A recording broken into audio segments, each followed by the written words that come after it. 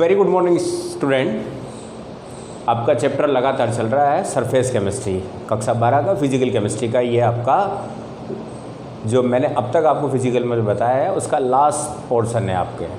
अब surface chemistry में हमने लगभग ये आज आपका 8th लेक्चर होगा। उसके पहले हमने पढ़ लिया है किसके बारे में, एब्जॉर्प्शन के बारे में, उसके बाद एंजाइम और कैटलिस्ट के बारे में, और फिर पढ़ रहे थे हम कोलाइड। और कोलाइड में first, second, third 3 lecture colloid के दे चुके हैं। लास्ट वाला लेक्चर जो था कोलाइड के बारे में, वहाँ पर हमने फॉर्मेशन देखा था कोलाइड सॉल्यूशन का, और इसके अलावा प्यूरिफिकेशन देखा था। आज हम सबसे इम्पोर्टेंट कोलाइड का जो पार्ट है उसके बारे में डिस्कस करने वाले हैं, और ये पार्ट है property of colloid system. Colloid system या कोलाइड सॉल्यूशन की प्रॉपर्टी क्या क्या होती हैं, जो कि आपका क्रिस्टलाब जो होते हैं यानी कि वास्तविक विलयन और सस्पेंशन जो होते हैं उनसे कुछ हटके होती है।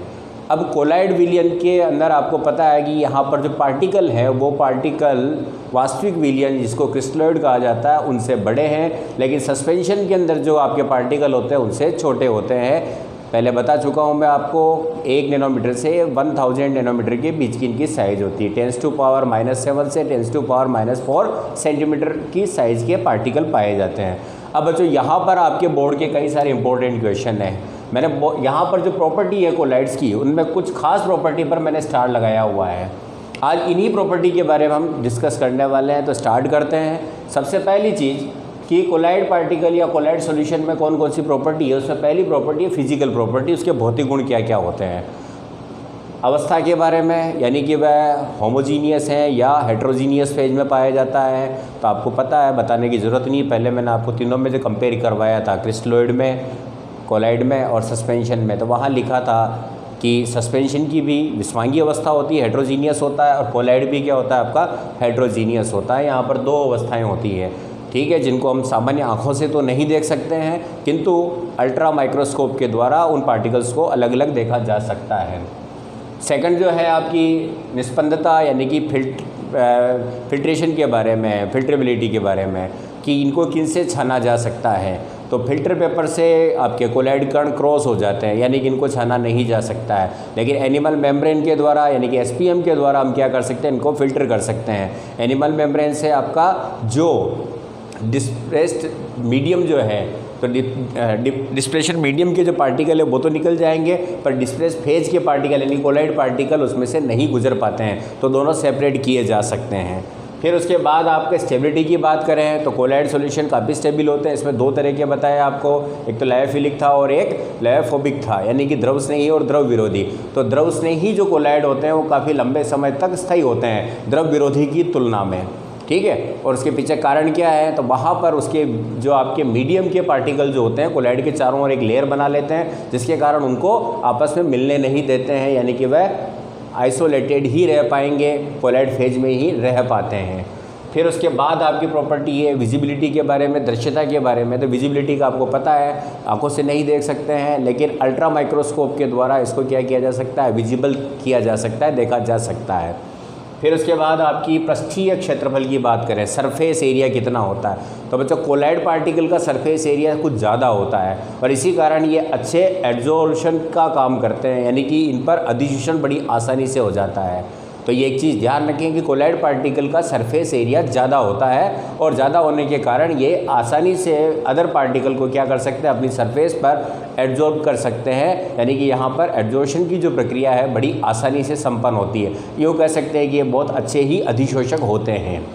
ओके, कलर की बात करें तो कोलाइड सॉल्यूशन प्राय रंगीन होते हैं। जब इनमें लाइट गुजारी जाती है तो लाइट का स्कैटरिंग हो जाती है, यानी कि वहाँ पर प्रकीर्णन की घटना घटित होती है। तो जैसे जैसे पार्टिकल से लाइट टकराती है तो वहाँ से अलग अलग प्रकार की आपको कलर दिखाई देंगे। तो कोलाइड सॉल्यूशन प्राय रंगीन होते हैं, ठीक है ना। जैसे गोल्ड सोल से जब आप लाइट को गुजारते हैं तो वहाँ पर आपको लाइट पार्टिकल की जो साइज़ होती है उस पर डिपेंड करती है।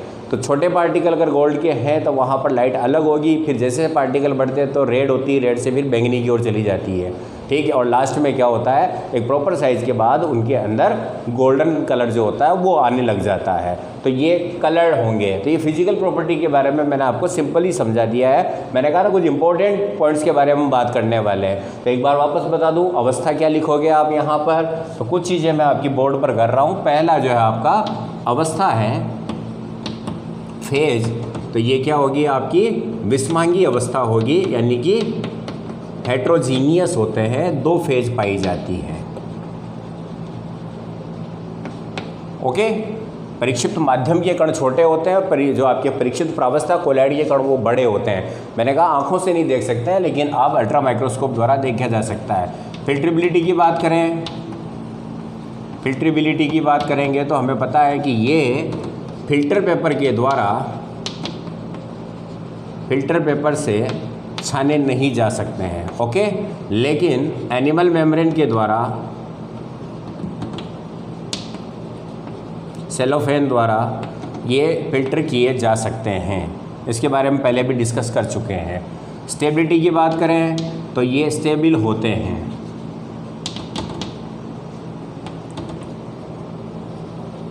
ये स्टेबल होंगे, लेकिन आपके जो लायोफिलिक जो हैं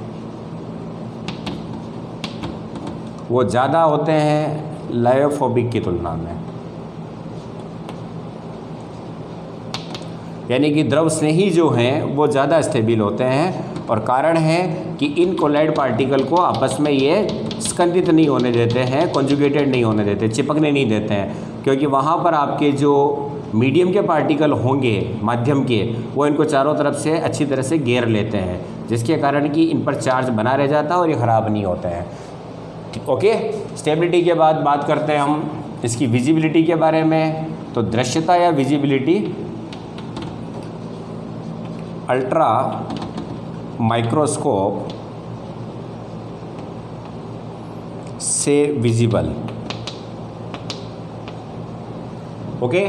सरफेस एरिया की बात करें तो इनका सरफेस एरिया ज़्यादा होता है, सरफेस एरिया अधिक होगा और इसी कारण ये गुड एड्जॉर्बेंट होते हैं, यानी कि यहाँ पर एब्जॉर्प्शन की जो घटना है वो बड़ी आसानी से हो जाएगी, अधिशोषण बड़ा आसानी से हो सकता है। और छठा जो है आपका कलर की बात करें तो ये रंगीन होते हैं, और कारण बड़े कोलॉइड पार्टिकल पर, बड़े कोलॉइड पार्टिकल से लाइट का प्रकीर्णन हो जाता है, लाइट स्कैटरिंग हो जाती है। ओके बच्चों, ये सामान्य सी चीज़ें हैं जो आपको ध्यान रखनी है। तो ये तो हो गया इसकी फिजिकल प्रॉपर्टी के बारे में। आप ज़रा इसका स्क्रीनशॉट लें, फिर हम बात करते हैं दूसरी प्रॉपर्टी के बारे में। सेकंड जो आपका प्रॉपर्टी है वो है अणुसंख्यक गुणधर्म के बारे में, यानी कि कोलिगेटिव प्रॉपर्टी के बारे में।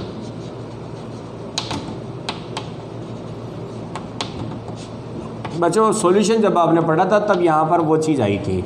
कोलिगेटिव प्रॉपर्टी का मतलब हो जाता है अणुसंख्यक गुणधर्म, यानी कि किसी भी पदार्थ के, या वहाँ पर सॉल्यूशन था तो उसके गुणधर्म जो कि पदार्थ की नेचर पर डिपेंड ना करें कि उसमें क्या मिला है उस पर डिपेंड नहीं करती है, उसकी मात्रा पर डिपेंड करती है, यानी कि नंबर ऑफ मॉलिक्यूल्स कितने हैं उस पर प्रॉपर्टी डिपेंड करती है। वहाँ पर हमने पढ़ा था ऑस्मोटिक प्रेशर के बारे में पढ़ा था, फ्लावरिंग ऑफ वेपर प्रेशर के बारे में पढ़ा था, ठीक है ना। तो कई सारी चीज़ें हमने वहाँ पर कोलिगेटिव के बारे में पढ़ चुके हैं। तो वो किस पर डिपेंड करती है, अणुओं की संख्या पर। अणुओं की संख्या बढ़ने के साथ साथ ये गुणधर्म बढ़ जाते हैं कोलिगेटिव गुणधर्म, और कम होने के साथ साथ कम हो जाते हैं। अब क्या फ़र्क पड़ता है जब आपका कोलॉइड सॉल्यूशन है या उसका वास्तविक सॉल्यूशन है। तो बच्चों देखो, कोलॉइड सॉल्यूशन में आपने देखा है कि छोटे पार्टिकल कई बार क्या होते हैं आपके, जैसे मिसेल फॉर्मेशन में देखा है, छोटे पार्टिकल मल्टी मॉलिक्यूल बनाकर कोलॉइड फेज में चले जाते हैं, यानी कि यहाँ पर अणुओं की संख्या माना कि 100 है और 10 मिलकर इन्होंने क्या किया, 10 पार्टिकल बना लिए। तो सेम कंसंट्रेशन है, उतना ही विलय इसमें मिला है और उतना ही विलय इसमें मिला हुआ है, पर एक क्रिस्टलोइड है यानी कि वास्तविक सॉल्यूशन है जहाँ पर अणुओं की संख्या कितनी है, 100 है। और जब ये कोलॉइड फेज में है तो वहाँ पर इन्हीं 100 का आपस में मिलने के कारण अणुओं की संख्या कितनी हो गई, 10। समझा रहा हूँ मैं केवल। तो कुल मिला के कोलाइड पार्टिकल क्या करते हैं, पुंज बना लेते हैं। जैसे मिसाइल बनता है ना, सब उनके कई पार्टिकल मिलकर एक पुंज बना लिया उन्होंने। तो यहाँ पर अणुओं की संख्या कम हो जाती है कोलाइड में, और जब अणुओं की संख्या कम हो जाएगी तो बच्चों को क्या होने वाला है, अणुसंख्य गुणधर्म वास्तविक विलयन जो होते हैं उनसे कम आते हैं। यानी कि नमक का विलयन है और यदि उसी सांद्रता का गोंद का विलयन ले लिया जाए तो वहाँ पर आपके नंबर ऑफ पार्टिकल क्या होंगे, यहाँ पर बड़े पार्टिकल में बदलने के कारण वो क्या करेंगे, अणुसंख्य गुणधर्म का मान कम आएगा। तो वास्तविक विलयन यानी क्रिस्टलॉइड जो है, वास्तविक विलयन के अणुसंख्य गुणधर्म कोलाइड से ज़्यादा होते हैं, कोलाइड सोल से क्या होंगे, ज़्यादा होंगे। क्यों? क्योंकि यहाँ पर अणुओं की संख्या कम हो जाती है। अणु तो उतने ही होते हैं, यानी कि उतनी मात्रा में मिला होगी, लेकिन वहाँ पर हमने सॉल्यूशन में पढ़ा था कि वहाँ पर दो चीज़ें होती है, डिसोसिएशन होता है और एसोसिएशन होता है। तो कोलाइड जो फॉर्मेशन होता है वो पार्टिकल के एसोसिएशन के कारण होता है। तो अणुओं की संख्या क्या हो जाती है, वहाँ पर आपकी कम हो जाएगी, और जब अणुओं की संख्या कम हो जाएगी तो अणुसंख्य गुणधर्म का मान भी क्या होगा, कम प्राप्त होगा, कोलिगेटिव प्रॉपर्टी कम प्राप्त होगी। समझ में आ गई चीज़ ये? तो वास्तविक विलयन से कोलाइड विलयन के अणुसंख्य गुणधर्म जो है वो कम प्राप्त होते हैं। ओके बच्चों, अब नेक्स्ट जो बात करते हैं हम, सबसे इम्पोर्टेंट इसका पार्ट है जो आपके कोलाइड सॉल्यूशन में विशेष रूप से पाया जाता है, वो है टिंडल प्रभाव। Tyndall effect.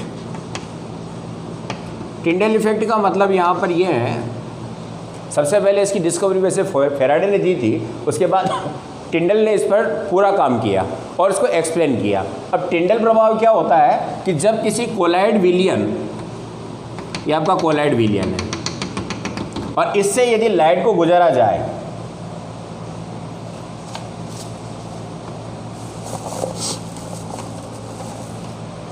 ये आपका कोलाइड सॉल्यूशन है, ये कोलाइड पार्टिकल है, यहाँ से जब आप किसी लाइट बीम को गुजारते हैं, ठीक है, तो लाइट जब यहाँ से गुजरेगी तो यहाँ से इसका चमकीला पथ दिखाई देता है। यानी कि जिस जगह से लाइट गुजर रही है वहाँ पर कणों का क्या मिलेगा आपको, एक चमकीला सा पथ दिखाई देगा।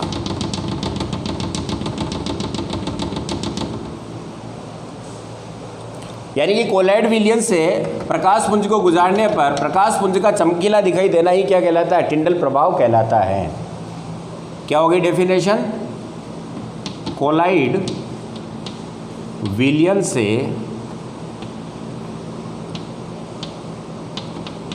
प्रकाश पुंज को, लाइट बीम प्रकाश पुंज को गुजारने पर प्रकाश का चमकीला पथ, शाइनिंग करेगा वो चमकीला पथ, यानी कि आपको एक रास्ता नजर आएगा चमकता हुआ, चमकीला पथ दिखाई देना टिंडल इफेक्ट कहलाता है। ये तो हो गई बच्चों इसकी डेफिनेशन। ये इंपॉर्टेंट है बच्चों, ध्यान रखना कि जब भी कोलाइड सॉल्यूशन से आप गुजारते हो प्रकाश को, तो प्रकाश का पथ आपको चमकीला हुआ दिखाई देता है। ऐसी घटनाएं कई बार आपने देखी होगी, जब किसी सूक्ष्म छिद्र के द्वारा आपका क्या होता है, लाइट आती है, ठीक है, तो वहाँ पर आपको धूल के पार्टिकल क्या करेंगे, चमकते हुए दिखाए, सोने से चमकते हैं वो, है ना, आते हैं जाते हैं गायब हो जाते हैं, तो वो आपको चमकते हुए जो दिखाई दे रहे हैं वो टिंडल इफेक्ट है। अब ये कारण क्या है, तो इसका कारण होता है प्रकाश का प्रकीर्णन, प्रकाश का प्रकीर्णन, स्कैटरिंग ऑफ लाइट।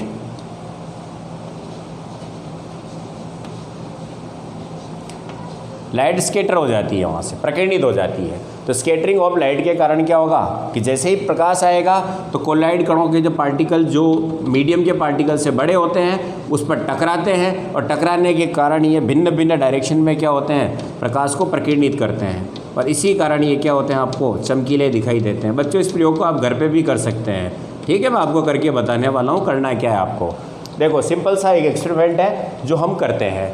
ओके, अब इस एक्सपेरिमेंट को आप ध्यान से देखेंगे, आपको बिल्कुल क्लियर दिखाई देगा। बच्चों इसके लिए क्या करना, आपको टिंडल प्रभाव को देखना है। आप एक कांच की गिलास ले लें घर पे, उसमें 1 या 2 बूंद आप क्या डालेंगे, इसमें दूध डाल देंगे। जैसे मैंने इसमें 1 बूंद दूध का मिलाया हुआ है। ओके, बस इतना सा काम आपको करना है। फिर आप आपके मोबाइल की टॉर्च की जो एक पुंज बनाती हुई लाइट है उसको ले लें और इस पर डाल कर देखें, कमरे में अंधेरा कर लें। ठीक है ना, मैं ये बता रहा हूँ आपको एक्सप्लेन करके। अब आप देखें इसको, तो जैसे ही लाइट यहाँ से गुजर रही है तो गुजरने के बाद आप ग्लास में देखोगे तो आपको क्या हो रहा है, एक शंकुनुमा पथ दिखाई दे रहा है। दिख रहा है ना, नज़र आ रहा है, ये शंकुनुमा पथ दिखाई देगा आपको। लाइट गुजर रही है और आपको एक ट्रायंगल जैसा दिखाई दे रहा है, नज़र आ रहा है, और ये चमकता हुआ है। ऊपर पानी भरा हुआ है, नीचे पानी भरा हुआ है, पर जहाँ से आपकी लाइट गुजर रही है वह पथ चमकीला दिखाई दे रहा है। और कारण क्या है, इसके अंदर हमने क्या डाला था, दूध के पार्टिकल, तो कोलाइड सॉल्यूशन हो गया। और कोलाइड में पार्टिकल आपके दो तरीके हैं, मीडियम के पार्टिकल अलग हैं और कोलाइड पार्टिकल अलग हैं। तो जब यहाँ से कोलाइड पार्टिकल्स पर लाइट टकराती है तो वह स्कैटर्ड हो जाती है, यानी कि यहाँ से प्रकीर्णित होती है अलग अलग दिशाओं में। इसी के कारण हमें चमकीला पथ दिखाई देता है। समझ में आ गया? आप इसको एक बार करके देखना, तो करोगे तो पता लग जाएगा।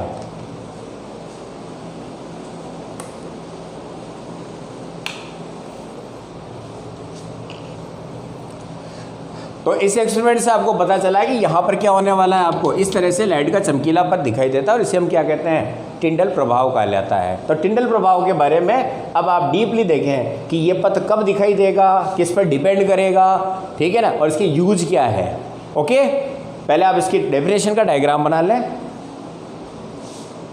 अब जो टिंडल प्रभाव किन किन बातों पर डिपेंड करता है, ठीक है, तो सबसे पहले हम टिंडल प्रभाव जो डिपेंड करता है,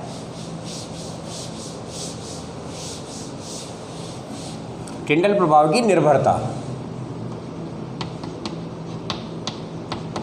पहली चीज, जो परिक्षिप्त प्रावस्था के कणों का आकार है, ठीक है, डिस्प्लेस्ड फेज पार्टिकल जो है, डिस्प्लेस्ड फेज के पार्टिकल की साइज, कणों का आकार बड़ा होने के साथ साथ, यानी कि आकार बढ़ने के साथ साथ प्रकीर्णन बढ़ जाता है प्रकाश का।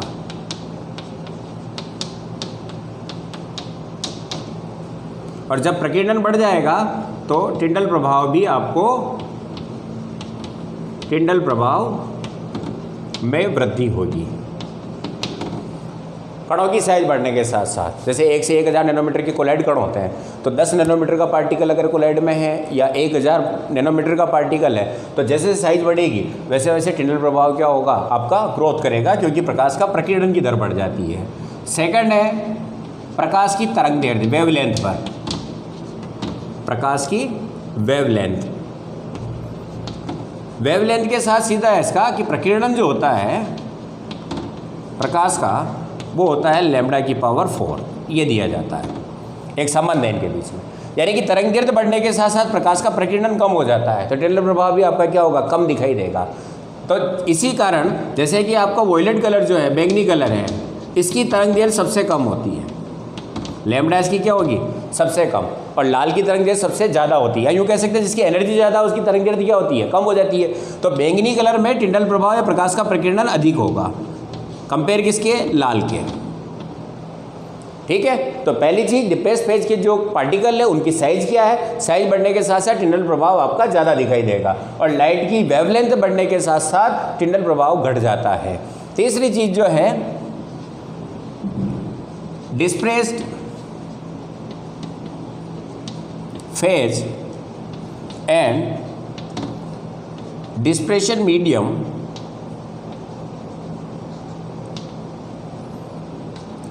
के कणों के आकार में अंतर।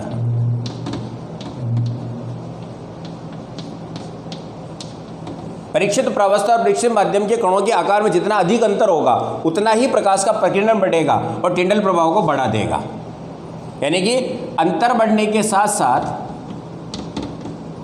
आपका टिंडल प्रभाव ज़्यादा होगा। तीसरा और चौथा जो है मैं यहाँ लिख रहा हूँ, चौथा 4 नंबर पर, कि डिप्रेस मीडियम के कणों का आकार और वेवलेंथ में अंतर, यानी कि जो प्रकाश आपने काम में लिया उसकी तरंग दैर्ध्य से परीक्षित प्रावस्था के कणों का आकार अत्यंत छोटा नहीं होना चाहिए। यानी कि जो डिप्रेस मीडियम, डिप्रेस फेज के आपके जो पार्टिकल है उनकी साइज इतनी कम ना हो, जिस लाइट पर आप तरंगदैर्घ्य डाल रहे हो, जिस तरंगदैर्घ्य यानी कि जिस तरंगदैर्घ्य की जो साइज है उससे इसका आकार क्या होना चाहिए, अत्यधिक छोटा ना हो, यानी कि अंतर ज़्यादा ना हो, तब जाके आपको टिंडल प्रभाव परीक्षित होगा। तो ये 4 आपके मेजर इफेक्ट होते हैं जो ये काम करते हैं। और बच्चों इसका एप्लीकेशन ध्यान रखें कि जिंगमोल्डी ने, एक साइंटिस्ट था, उसने टिंडल प्रभाव के आधार पर अल्ट्रा माइक्रोस्कोप तैयार किया था। और इस टिंडल प्रभाव का उपयोग एक जगह और करते हैं, वास्तविक विलयन और कोलाइडी विलयन में डिफरेंस करने के लिए। जब आप लाइट गुजारते हैं वास्तविक विलयन से तो टिंडल इफेक्ट दिखाई नहीं देगा, और जब आप कोलाइड से गुजारते हैं तो वहाँ पर आपको टिंडल इफेक्ट दिखाई देता है। तो मेन इसका जो एप्लीकेशन मान के चले कि वास्तविक विलयन और कोलाइडी विलयन में डिफरेंस करने के लिए हम इस इफेक्ट का यूज कर सकते हैं। ओके, चलो इन पॉइंट्स को उतार लो, बिठा दूं। नेक्स्ट है ब्राउनी गति, रॉबर्ट ब्राउन, है ना बच्चों, जिसने केंद्रक कोशिका में केंद्र की डिस्कवरी की थी, उसी ने इसको डिस्कवर किया था, ब्राउनी गति, ब्राउनी मूवमेंट। जब किसी सूक्ष्म छिद्र से आपकी लाइट आ रही हो और वहाँ पर आपके जो धूल के कण होते हैं, अगर आप उनको देखें तो उनके कणों की गति इस तरह से जिगजैग होती है, टेढ़ी मेढ़ी गति करता है कण।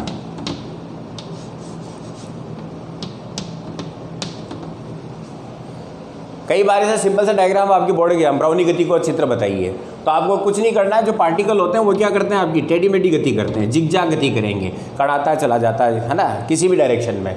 तो ये जो जिगजैग गति होती है उसी को क्या कहा जाता है, ब्राउनी गति। यानी कि कोलाइडी विलयन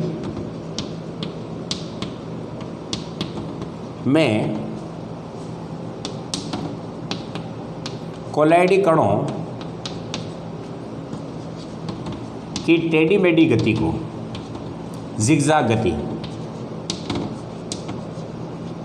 जिगजैग मूवमेंट को, टेढ़ी मेढ़ी गति को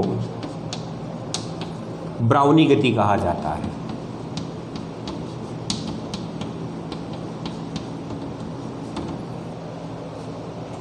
कारण क्या है इसका, कारण परिक्षिप्त माध्यम के कणों के द्वारा, परिक्षिप्त प्रावस्था के जो कण होते हैं वो आपस में टक्कर होती है उनके, और टक्कर के कारण ही क्या होता है, ये ब्राउनी गति उत्पन्न होती है। यानी कि परिक्षिप्त प्रावस्था व परिक्षिप्त माध्यम के कणों के मध्य, अणुओं के मध्य टक्कर के कारण, ठीक है। अब आप देखें, इसका मतलब ये ब्राउनी गति प्रकाश की तरंगदैर्घ्य पर निर्भर नहीं करती है। प्रकाश की वेवलेंथ जो होती है तरंगदैर्घ्य व तीव्रता पर निर्भर नहीं करती है।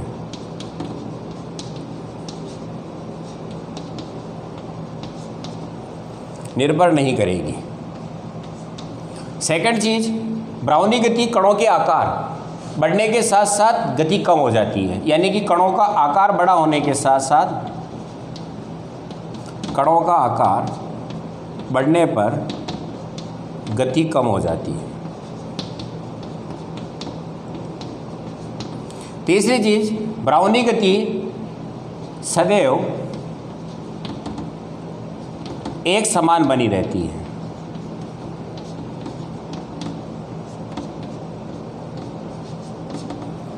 अरे अलग अलग जो है, एक समान गति चलती रहेगी। और सबसे मेजर चीज़ जो चौथा पॉइंट है, मैं यहाँ लिख रहा हूँ कि ब्राउनी गति के कारण ही कोलाइड विलयन क्या होते हैं, स्थायी होते हैं। क्योंकि जब ये बार बार विक्षिप्त अवस्था से कण से टकराते हैं तो कण आपस में क्या होते हैं, कोलेप्स नहीं होते, कॉन्जुगेटेड नहीं हो सकते हैं, पुंज बनाकर सस्पेंशन में नहीं जाएंगे, यानी कि सस्पेंड नहीं होते, निलंबित नहीं होते हैं। जैसे ही आएगा, अगर एक कण दूसरे कण के साथ चिपक जाए तो कोलाइडी कण फिर किस में बदल जाएंगे, बड़े कणों में, और ये कोलाइडी विलयन खत्म हो जाता है ना, अवक्षेपित हो जाता है, नीचे बैठ जाएंगे सब जमा होकर। आगे पढ़ने वाले उसको स्कंदन कहा जाता है, उसके बारे में हम पढ़ेंगे, कॉन्जुगेशन के बारे में। तो ये कॉन्जुगेशन को रोक लेते हैं। तो ब्राउनी गति क्या करती है, स्कंदन को रोकता है, स्कंदन को रोकती हैं और जिससे कोलाइडी सोल जो होते हैं वो स्थायी बने रहते हैं।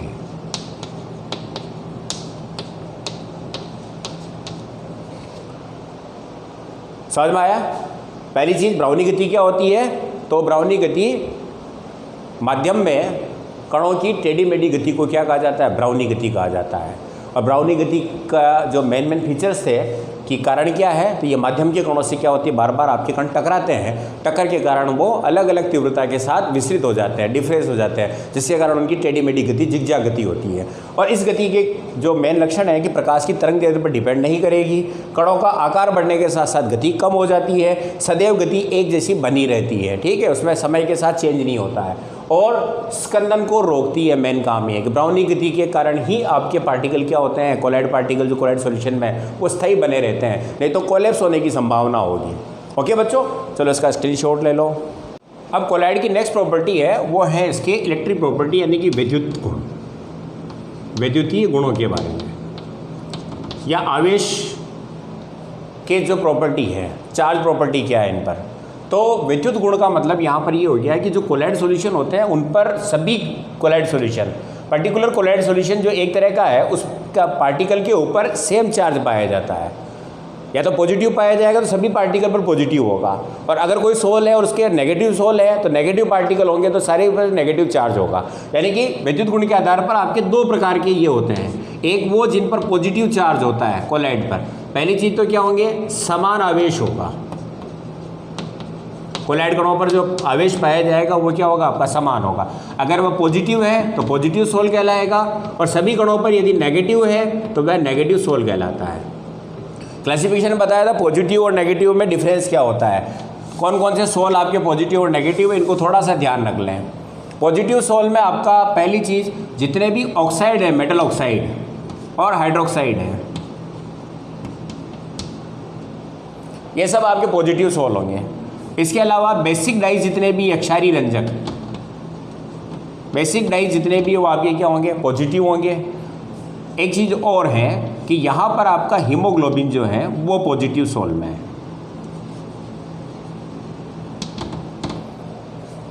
और इधर आपके जितने भी मेटल सोल हैं वो सारे नेगेटिव होंगे, Ag, Au, Fe के सोल।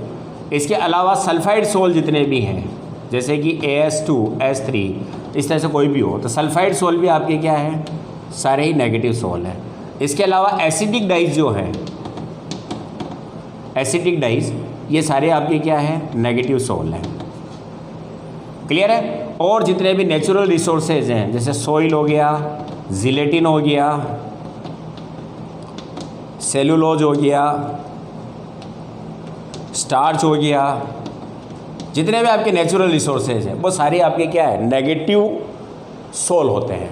तो इन पर सभी पर पॉजिटिव पाया जाता है, इन पर सभी पर क्या पाया जाता है, नेगेटिव पाया जाता है। तो पहली चीज़, कोलाइड सॉल्यूशंस में जो पार्टिकल होते हैं सारे क्या होते हैं, आवेशित होते हैं, चार्ज पार्टिकल होते हैं। और वह जो चार्ज पार्टिकल है इसीलिए वह कोलाइड फेज में बना रह जाता है, क्योंकि देखो ये पार्टिकल है और ये पार्टिकल है, और इन पार्टिकल पर यदि कोई चार्ज नहीं है तो ये पार्टिकल क्या होते हैं, आपस में कॉन्जुगेटेड हो जाते हैं, चिपक जाते हैं, और फिर ये बड़े पार्टिकल से होकर सस्पेंडेड हो जाते हैं, तो कोलाइड सॉल्यूशन नहीं बच पाता है। लेकिन जब सेम चार्ज है, जैसे माइनस माइनस माइनस है, तो ये एक दूसरे को रिपल्ड करते हैं, और रिपल्शन के कारण ही क्या होगा, आपस में ये कॉन्जुगेटेड नहीं हो पाते हैं। अगर इनका चार्ज हटा दिया जाए तो ये कॉन्जुगेटेड हो जाएंगे, जो कि हम नेक्स्ट प्रॉपर्टी को पढ़ने वाले हैं यहाँ पर, स्कंदन को।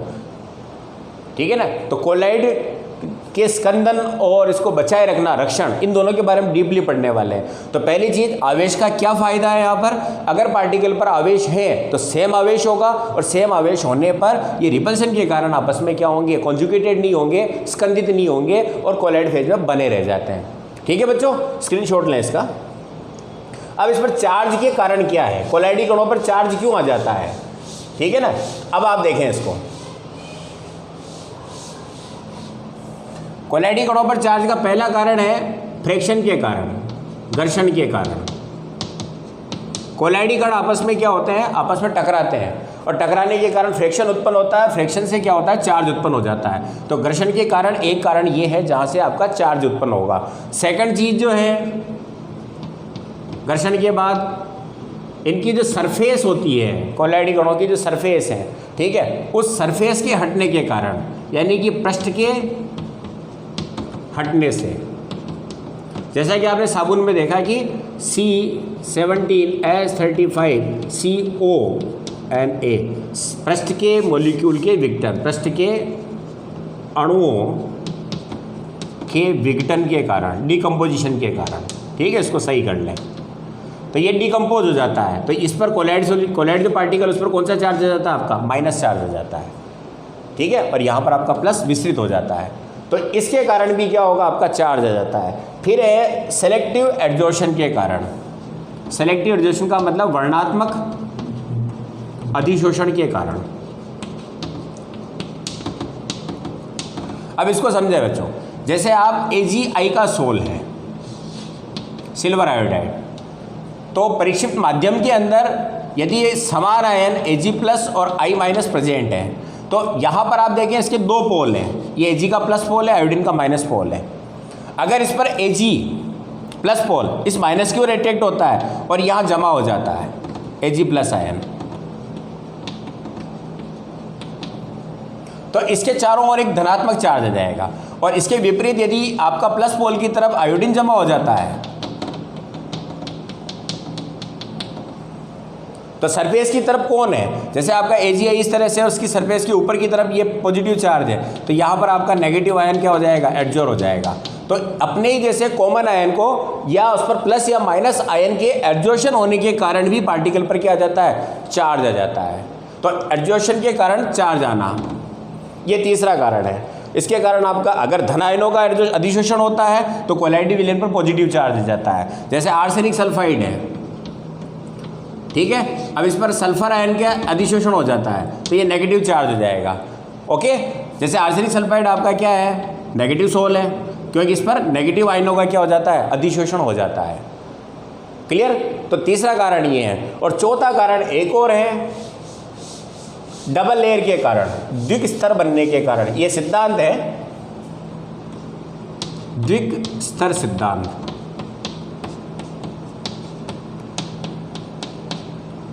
नंबर 4, अब ये यूँ कहता है कि जैसे आपका AgI का ये एक पार्टिकल है, कोलॉइड पार्टिकल, इसके चारों ओर एक परत का निर्माण हो गया, आयोडीन का एडजॉर्शन हो गया।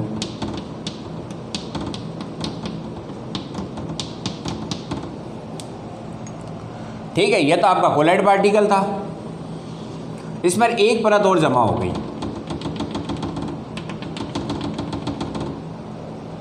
ये जो है इसकी स्टेबल परत होगी, परमानेंट परत होगी, यानी कि फिक्स लेयर है, फिक्स लेयर हो जाएगी पहली परत को। और चूंकि इसके चारों ओर नेगेटिव है, अतः इसके ऊपर वापस पॉजिटिव आयनों का क्या हो जाता है? एब्जॉर्प्शन हो जाता है अट्रैक्शन फोर्स के कारण। किंतु ये परत जो होती है डिफ्यूज परत होती है, विसरित होती है। ये तीसरी परत आपकी, इसको क्या कहेंगे हम? डिफ्यूज्ड या डिस्प्रेस्ड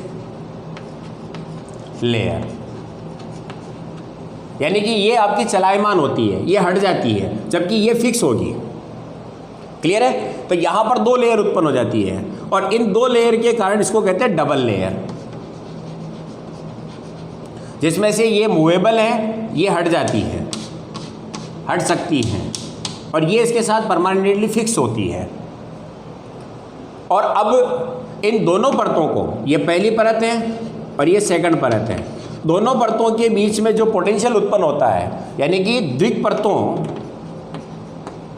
कोलॉइड कण के द्विक परतों के मध्य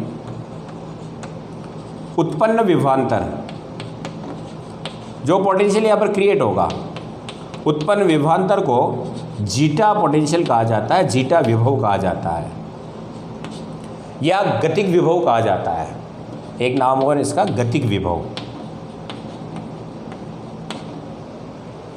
समझ में आया?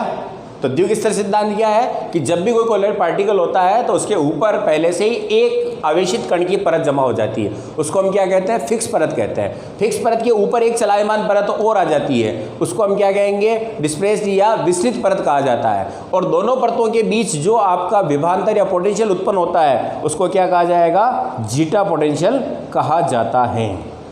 समझ में आया ये? और इस कारण इन पर चार्ज आता है। क्लियर? तो 4 कारण हो गए। पहला क्या है, घर्षण के द्वारा, कोलॉइड पार्टिकल के बीच में टक्कर से घर्षण जो होता है उससे चार्ज आता है। दूसरा मैंने क्या बताया आपको, एक तो फ्रिक्शन था, फिर पृष्ठीय अणुओं के विघटन द्वारा, जैसा कि साबुन में होता है, मिसेल बनता है तब। तीसरा सेलेक्टिव एडजॉर्प्शन के द्वारा, यानी कि वर्णनात्मक अधिशोषण के द्वारा। और चौथा द्विक परत निर्माण के कारण। इनसे इन पर क्या आ जाता है, चार्ज आ जाता है। ये इन कोलॉइड कणों का, और इसी चार्ज के कारण क्या होता है, कोलॉइडी कण आपस में स्कंदित नहीं होते हैं। ठीक है ना, ये उसी अवस्था में बने रहते हैं। समझ में आया ये? चलो मिटा दूं।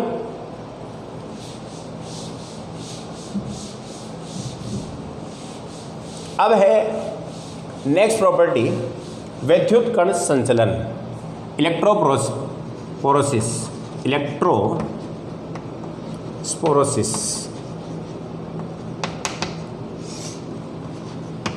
वैद्युत कण संचलन। कोलॉइड कणों पर चार्ज होता है, आपको पता है ये। और जब इन कोलॉइड विलयन को किसी विद्युत क्षेत्र में रख दिया जाए, जैसे ये आपका कोलॉइडी सॉल्यूशन है, ठीक है, ये आपका कोलॉइड सॉल्यूशन है जिसमें आपके ये कोलॉइड पार्टिकल है।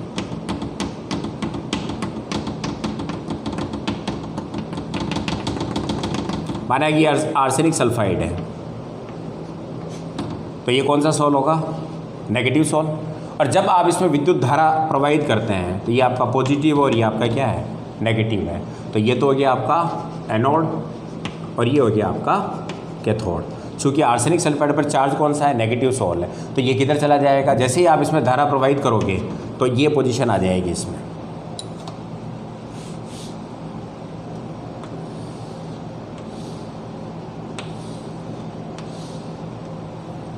सारे ही पार्टिकल किधर चले जाएंगे, इसकी ओर, धारा प्रवाहित करने पर। और इधर आपके क्या रह जाएंगे, माध्यम के कण।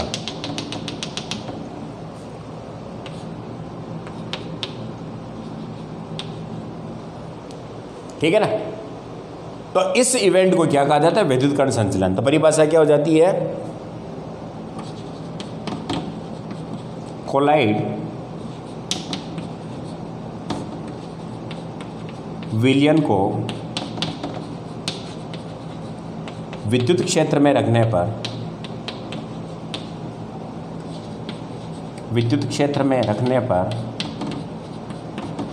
कोलॉइड कणों का विपरीत आवेशित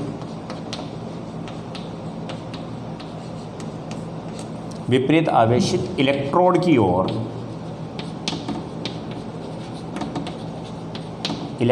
की ओर गमन या मूवमेंट को वैद्युत कण संचलन कहा जाता है। ठीक है बच्चों, यानी कि किसी कोलॉइड सॉल्यूशन को विद्युत क्षेत्र में रखने पर कोलॉइड कण जो पार्टिकल, अगर नेगेटिव सोल है तो वह एनोड की ओर चले जाएंगे, और पॉजिटिव सोल है तो पार्टिकल सब किधर चले जाएंगे, कैथोड की ओर। और यहाँ जाकर इनका चार्ज खत्म हो जाता है और न्यूट्रल हो जाते हैं, और ये चिपक जाते हैं आपस में, कॉन्जुगेटेड हो जाते हैं, निरावेशित हो जाएंगे। तो ये कहलाएगा आपका विद्युत कण संचलन। ठीक है। और यदि किसी प्रकार से आप इन कणों को इधर जाने से रोक दें, किसी अवरोध के द्वारा इनको रोक दें, तो सारे कोलॉइडी कण तो आपके जैसे इधर ही रह गए। तो माध्यम के कण जो होते हैं वो विद्युत क्षेत्र यानी कोलॉइड कणों के आवेश के विपरीत दिशा में गमन करना प्रारंभ कर देते हैं। कोलॉइड कण सारे इधर गमन करेंगे और माध्यम के कण किधर गमन करना चल जाएंगे, इनके विपरीत। इसको इलेक्ट्रोऑस्मोसिस, विद्युत परासरण कहा जाता है कि जब विद्युत कण संचलन को किसी प्रकार से रोक दिया जाए और फिर धारा प्रवाहित की जाए तो माध्यम के कणों का कोलॉइड कणों के विपरीत गमन करना क्या कहलाता है, विद्युत परासरण, इलेक्ट्रोऑस्मोसिस कहलाता है। सारे कण आपके इधर आके चले जाएंगे ये, और माध्यम के कण आपके इधर जाने नहीं देंगे इसको, तो माध्यम के कण इनके विपरीत गमन करना प्रारंभ कर देते हैं। तो इसको कहते हैं इलेक्ट्रोऑस्मोसिस, विद्युत परासरण कहा जाता है। ठीक है बच्चों, तो ये है वैद्युत कण संचलन, और इसका रिजल्ट क्या होता है कि सारे ही कोलाइडी कणों का चार्ज हट जाता है, न्यूट्रलाइज होकर वो क्या हो जाते हैं, आपके कॉन्जुगेटेड हो जाते हैं। आगे समझ में? चलो, ये डायग्राम थोड़ा ध्यान रखना है, एग्जाम में तुम्हारे इसमें से डायग्राम जरूर आता है, तो ध्यान रखना है इनको। मिटा दूं?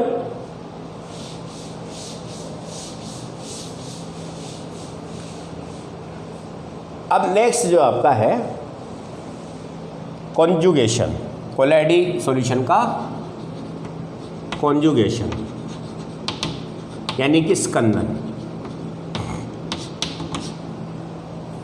अब आप समझ गए होंगे कि कोलाइडी कणों पर क्या होता है, चार्ज होता है। जैसे ये प्लस चार्ज है इसके ऊपर, ये कोलाइडी कण प्लस चार्ज है, और यदि किसी प्रकार से इनके आवेश को हटा दिया जाए, आवेश को हटाने पर ये कोलाइडी कण आपस में क्या हो जाते हैं, आपस में चिपक जाते हैं, है ना। इसी को ही कहते हैं हम कॉन्जुगेशन, स्कंदन। तो कोलाइडी कणों का निरावेशित होकर परस्पर पुंज बना लेना क्या कहलाएगा, आपका स्कंदन कहलाता है, ठीक है ना। और जब स्कंदित होगा तो ये अब आपके सस्पेंशन में चला जाएगा, बड़े पार्टिकल में बदल जाएगा, और जब ये ग्रेविटी के कारण नीचे बैठ जाते हैं, ये यहाँ पर आकर जमा हो जाएंगे। जैसे आपका ये कोलाइडी पार्टिकल है इसमें, और कोलाइडी कणों का परस्पर चिपक जाना क्या कहलाएगा, आपका स्कंदन। तो ये बड़े पार्टिकल के रूप में सस्पेंडेड होकर नीचे आ जाएंगे, और परिक्षेपण माध्यम आपका ऊपर रह जाता है, ठीक है। इसको अवक्षेपण कहा जाएगा। क्या कहा जाएगा, अवक्षेपण। और यदि ये हल्के होते हैं और ऊपर तैरने लग जाते हैं तो इसको कहा जाता है, अवक्षेपित होकर हल्के होकर ऊपर तैरने को कहा जाता है उड़न। दो चीज़ें, अवक्षेपण और उड़न में फ़र्क इतना ही है कि अवक्षेपण तो होगा, पर अगर वह नीचे बैठ जाते हैं तो ये अवक्षेपण है, और यदि ऊपर तैरने लग जाते हैं इसको उड़न कहा जाता है। ये तो हो गया आपका स्कंदन। अब इसकी कई सारी एप्लीकेशन है बच्चों, है ना। जैसे आपका चोट लग जाती है तो हम जैसे ही फिटकरी लगाते हैं, कोई चीज़ डिटोल लगाते हैं, उसके बाद कपड़े से दबा के रखते हैं, तो वहाँ पर क्या होता है, आपका ब्लड कोट हो जाता है, यानी कि स्कंदित हो जाता है, और वो घाव आपका क्या होता है, ब्लड रुकना रुक जाता है वहाँ पर। कई ऐसी घटनाएं देखेंगे हम जो स्कंदन के कारण, डेल्टा का बनना। तो एप्लीकेशन में पढ़ने वाले हम सारी चीज़ों का स्कंदन के बारे में। तो इससे कोलाइडी विलयन क्या हो जाएगा, आपका नष्ट हो जाता है। पहली चीज़, कोलाइडी कणों का परस्पर मिलकर अवक्षेपित होने को क्या कहा जाता है, स्कंदन कहा जाता है। तो पहले तो मैं परिभाषा बता दूं आपको, क्या क्या लिखेंगे हम, कोलाइडी कणों का परस्पर मिलकर अवक्षेपित होना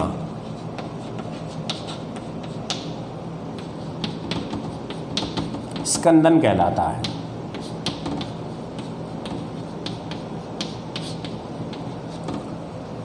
ओके। और स्कंदन के परिणाम स्वरूप क्या होता है, कोलाइडी कणों का आवेश हट जाता है और वे चिपक जाते हैं, और चिपक कर क्या हो जाता है, कोलाइडी विलयन में माध्यम अलग हो जाता है, फेज आपकी निलंबित हो जाती है, अवक्षेपित हो जाती है। क्लियर। अब सेकंड चीज़ कि आपका कॉन्जुगेशन किन किन कारणों से हो सकता है। तो पहला है अधिकतम अपोहन द्वारा, यानी कि डायलिसिस जब किया जाए, बताया ना आपको विधि मैंने कि जब इसमें से विद्युत अपघट्य को निकालना होता है तो चर्मपत्र एनिमल मेम्ब्रेन के थैले में इनको भर के लगातार पानी प्रोवाइड किया जाता है, जिससे वह आपके विद्युत आवेशित कण बाहर निकल जाते हैं। लेकिन इस प्रक्रिया को अगर लगातार जारी रखा जाए अधिक मात्रा में, तो सारे ही कण आवेशित बाहर निकल जाएंगे और निरावेशित होकर स्कंदित हो जाते हैं, ठीक है ना। तो अधिक अपोहन द्वारा,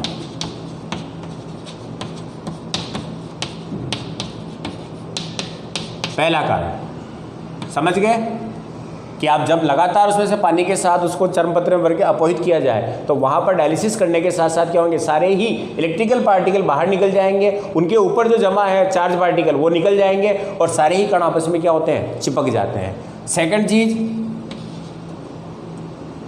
विद्युत कण संचलन द्वारा,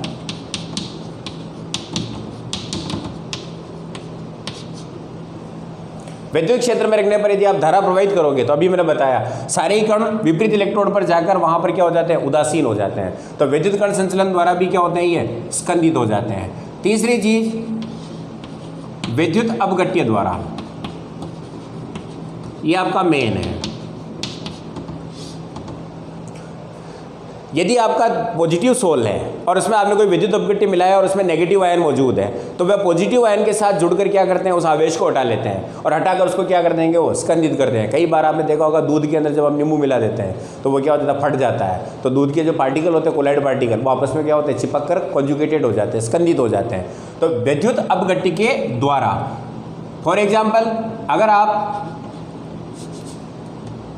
बेरी सल्फाइड है, ठीक है, और इसके ऊपर आपने क्या किया, सल्फर है इस पर, यह आपका नेगेटिव सोल है, सल्फर आयन मौजूद है इस पर।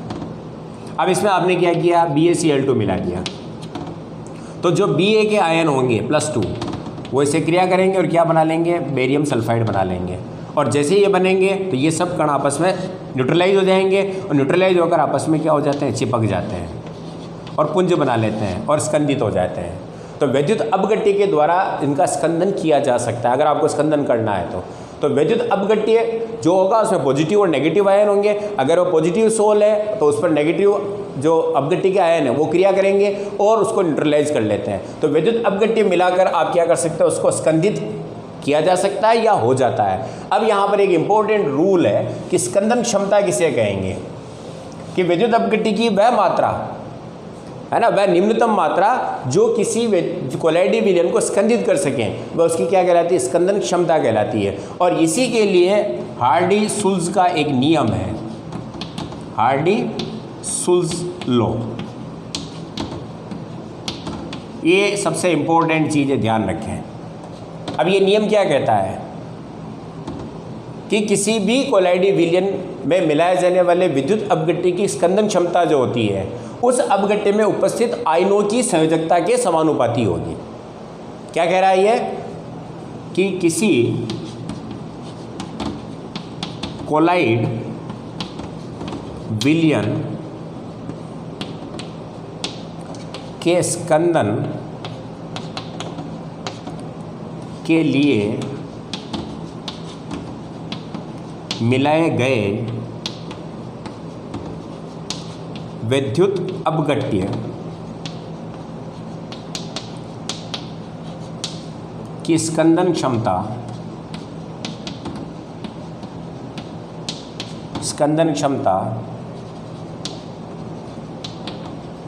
अपघट्य के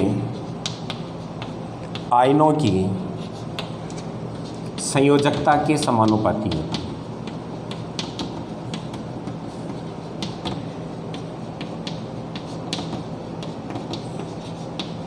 ये हार्डी-सुल्ज़ का नियम है कि किसी भी कोलाइडी विलयन के स्कंदन के लिए उत्तरदायी जो आयन होंगे उसमें जो विद्युत अपघट्य मिलाया गया है उस अपघट्य पर जितना चार्ज है आयनों पर उसकी क्षमता उतनी ही ज़्यादा होती है। अब आप देखें इसके लिए एग्जाम्पल कि जैसे कि आपका कोई पॉजिटिव सोल है, FeOH3 का सोल है, ठीक है, इसका स्कंदन क्षमता है, तो पॉजिटिव सोल का स्कंदन किसके द्वारा होगा, नेगेटिव आयन के द्वारा। तो जैसे FeCN6-4 एक आयन ये है, K4FeCN6 को मिलाया तो ये आयन अपघट्य के रूप में मिलाया गया, ठीक है। इसके अलावा PO4-3 है, ओके। तो स्कंदन क्षमता किसकी ज़्यादा होगी, जिस पर ज़्यादा आवेश है, तो इस पर -4 है, इस पर -3 है। फिर आपका S-2 हो गया, फिर आपका Cl- हो गया। तो एक पॉजिटिव सोल का स्कंदन करने के लिए जो स्कंदन कारक मिलाया गया है उसकी स्कंदन क्षमता किस पर डिपेंड करने वाली है, उस पर चार्ज पर। तो जैसे कि यहाँ पर सबसे ज़्यादा स्कंदन क्षमता किसकी होगी, FeCN6 की।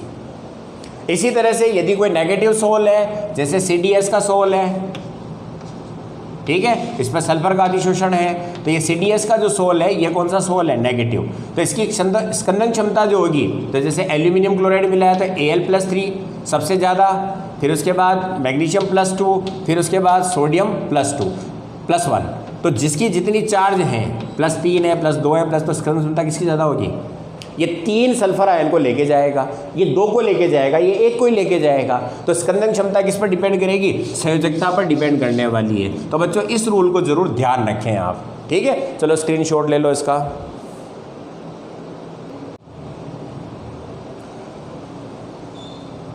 तो इसकी स्कंदन क्षमता के बारे में कि विद्युत अपघट्य की वह मात्रा जो कोलॉइड विलयन का स्कंदन कर सके, उस मात्रा को हम क्या कहते हैं, विद्युत अपघट्य की स्कंदन क्षमता कहा जाता है। और मात्रा क्या हो जाता है इसका, मिलीमोल पर लीटर।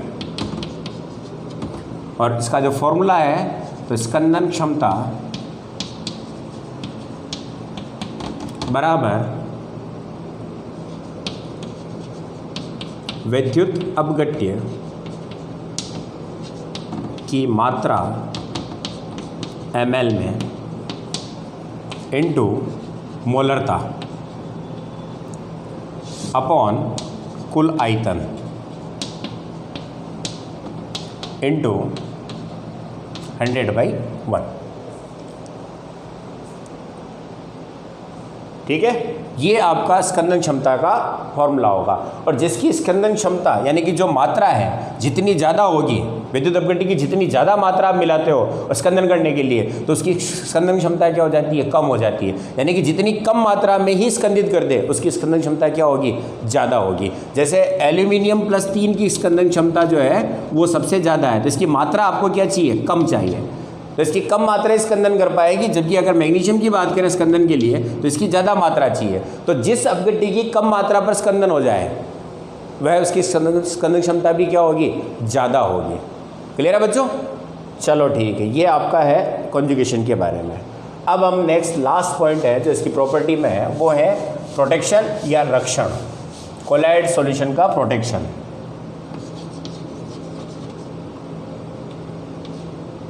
प्रोटेक्शन या रक्षण, किसी भी कोलॉइड विलयन के स्कंदन को रोकना, यानी कि उस कोलॉइड विलयन को बने रखना, स्थायी बनाए रखना, वह उसका क्या कहलाता है, रक्षण कहलाता है। तो जनरली जो द्रव स्नेही होते हैं कोलॉइड सॉल्यूशन, वो अधिक स्थायी होते हैं। इनके कोलॉइड पार्टिकल आपस में कॉन्जुगेटेड नहीं हो पाते हैं, स्कंदित नहीं हो पाते हैं। क्यों? क्योंकि कोलॉइड के चारों ओर विलायक जो मीडियम है, उसके पार्टिकल एक लेयर बना लेते हैं, जिसके कारण कि ये पार्टिकल आपस में चिपकते नहीं हैं। किंतु जो द्रव विरोधी होते हैं, लायोफोबिक, तो द्रव विरोधी के अंदर क्या होता है कि विलायक के साथ कोलॉइडी कणों का जो माध्यम के साथ फेज जो अवस्था है आपकी, उसके पार्टिकल के बीच में ज़्यादा एफिनिटी नहीं होती है। तो वो पार्टिकल क्या होते हैं, कुछ समय पश्चात आपस में कॉन्जुगेटेड होकर नष्ट हो जाते हैं। तो इसी प्रकार कोलॉइडी विरोध, जो द्रव विरोधी कोलॉइड सॉल्यूशन है, इनको स्थायी बनाए रखने के लिए, कॉन्जुगेशन को रोकने की प्रक्रिया को हम क्या कहते हैं, रक्षण कहते हैं, प्रोटेक्शन कहते हैं। कोलॉइड सॉल्यूशन का प्रोटेक्शन कहा जाता है। तो रक्षण का तात्पर्य क्या हो गया, कोलॉइडी विलयन के कॉन्जुगेशन को, यानी कि संगुणन को या स्कंदन को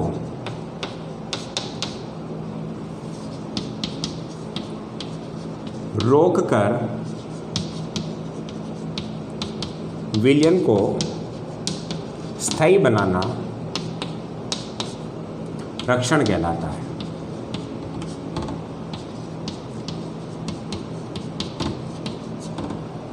यानी कि कोलॉइडी विलयन के कॉन्जुगेशन को या स्कंदन को रोकने को क्या कहा जाता है, रक्षण कहा जाएगा, पहली चीज। दूसरी चीज, इसके रक्षण के लिए क्या किया जा सकता है, तो जब किसी द्रव विरोधी में द्रव स्नेही कोलॉइड को मिला दिया जाए, लायोफिलिक जो आपका कोलॉइड सॉल्यूशन है, द्रव स्नेही को मिलाने पर द्रव विरोधी कोलॉइड का रक्षण हो जाता है। द्रव विरोधी कोलॉइड का रक्षण हो जाता है। ठीक है, और जिसको मिलाया जाता है रक्षण के लिए, जिस द्रव स्नेही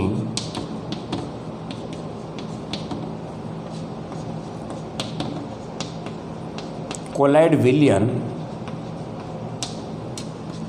को मिलाया जाए या मिलाया जाता है, उसे रक्षी कोलॉइड कहा जाता है।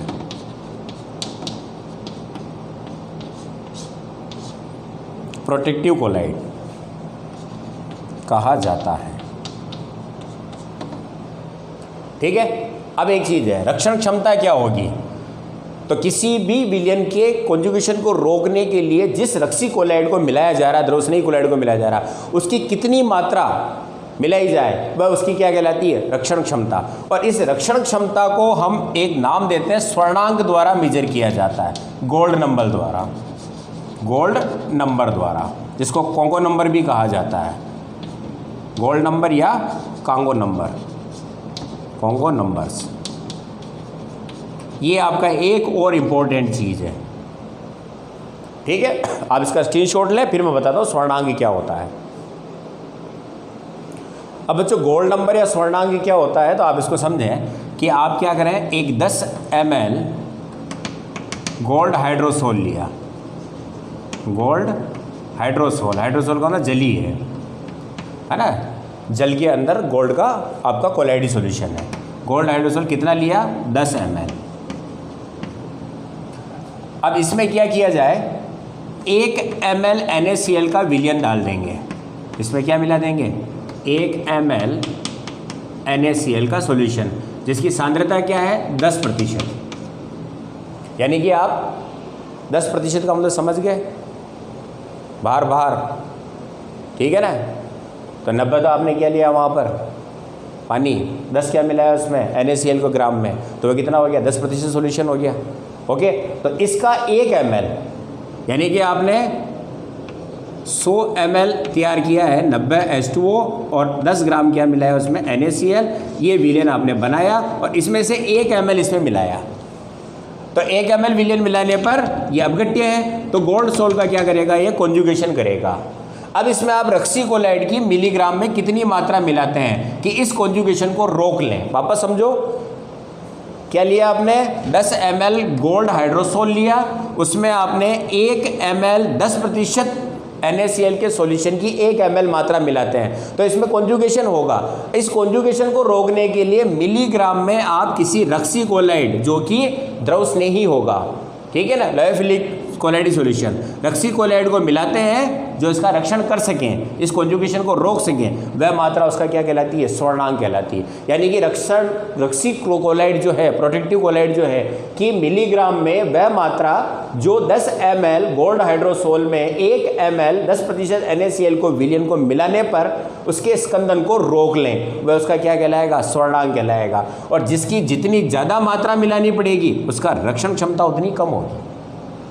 कम मात्रा मिलाने पर इस चीज़ को रोक ले, स्कंदन को रोक ले और कोलाइड को सेव कर ले, प्रोटेक्ट कर ले, तो उसकी रक्षण क्षमता क्या होती है, ज़्यादा होती है। जैसे कि जिलेटिन सबसे बढ़िया आपका रक्षक कोलाइड है, रक्षक कोलाइड में सबसे बढ़िया कौन है आपका, जिलेटिन, है ना। जब आप प्रैक्टिकल करते हैं तो कवर स्लिप वगैरह को इसी से, कोशिका जो होती है उनको इसी से ही क्या किया जाता है, क्योंकि आपका जो जीवद्रव्य जो होता है वो कोलाइड होता है, तो उसके स्कंदन को रोकने के लिए वहाँ पर क्या डाला जाता है, जिलेटिन डाला जाता है। तो इसका स्वर्णांक जो है 0.005 से 0.30 तक होता है। इसके अलावा अरबी गोंद है, उसका स्वर्णांक इससे ज़्यादा होता है, इसका मतलब कुछ ज़्यादा मात्रा डालनी पड़ेगी। और जो स्टार्च है उसका आपका 20.0 मिलीग्राम से 25.0 मिलीग्राम होता है। यानी कि अगर आप जिलेटिन की 0.005 mg मिलाते हैं तो स्टार्च की वहाँ पर कितनी मिलानी पड़ेगी, 20 ग्राम। इसका मतलब इसका स्वर्णांक कम है तो रक्षण क्षमता क्या है, इसकी ज़्यादा है। आ गया समझ में। तो बच्चों यहाँ पर आपके मेन पॉइंट जितने भी थे, कोलाइड से जो क्वेश्चन आते हैं, ब्राउनी इफेक्ट, टिंडल प्रभाव एक्सप्लेन कर दिया मैंने। इसके अलावा कॉन्जुगेशन क्या होता है, वैद्युत कण संचलन क्या होता है, वैद्युत परासरण क्या होता है, हार्डी-सुल्ज़ नियम क्या है और स्वर्णांक किसे कहा जाता है, ये सारे ही इंपॉर्टेंट फैक्टर हैं जो आपको तैयार करने हैं। तो बच्चों इस लेक्चर को अच्छी तरह से देखें, कॉपी में आप इसको उतारा होगा, अब इसके नोट्स आप अपने हिसाब से फेयर कर लें, चैप्टर समझ में आ गया होगा। ओके, अब इसका लास्ट एप्लीकेशंस के बारे में और इमल्शन और पायस के बारे में हमारा बाकी रह गया है, जिसको हम नेक्स्ट लेक्चर से चालू करेंगे। ओके बच्चों, ये थे कोलाइड की प्रॉपर्टी के बारे में, समझ में आ गई। चलो, थैंक यू।